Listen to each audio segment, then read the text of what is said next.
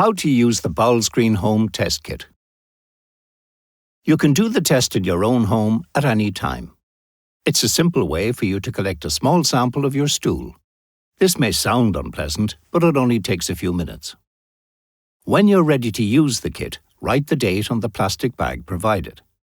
Put toilet paper in the toilet bowl to make it easier to collect your sample. Open the testing tube.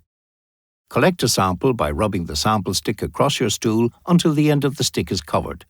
Put the sample stick back in the tube and click the lid closed. Wash your hands with soap and warm water. Place the tube in the plastic bag provided, then put the plastic bag in the prepaid envelope. Freepost your sample to us on the day you take the sample or the next day. We'll test your sample and post your results in 4 weeks. Visit bowelscreen.ie or free phone 1-800 45 45 55.